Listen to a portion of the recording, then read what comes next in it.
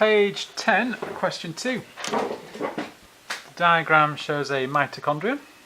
You should be well used to seeing these now. Name the labelled structures. A is the outer membrane.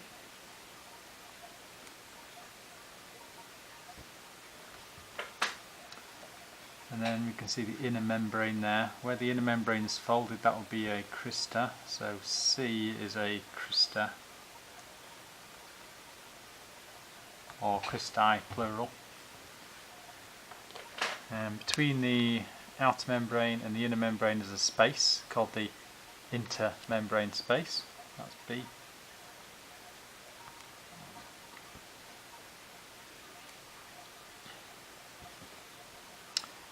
And D is the gunk in the middle.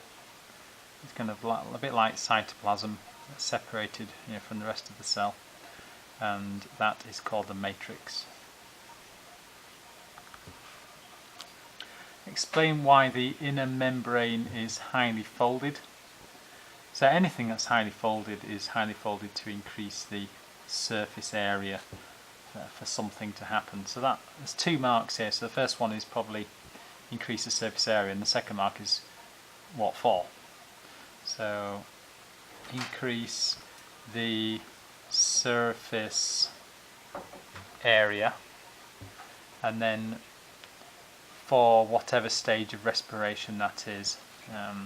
So you won't necessarily know this second mark yet for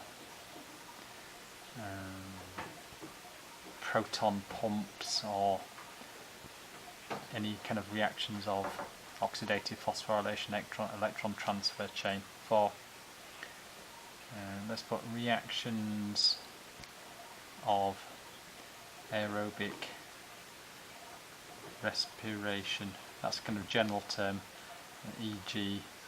proton pumps. So, but I would certainly you need that first mark. Name the main molecule that is synthesized in this organelle. So aerobic respiration produces what? It produces ATP, adenosine triphosphate.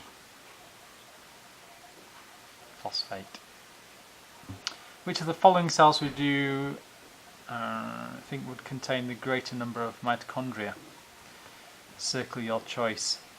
So which ones has got the most kind of chemical reactions going on, that's doing more? So I think it's going to be muscle rather than skin, isn't it?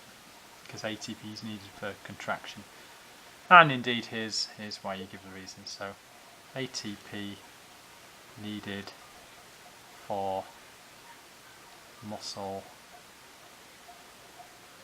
contraction. You could give a further step there because you know more about muscle contraction, but I think that a general point can be fine there.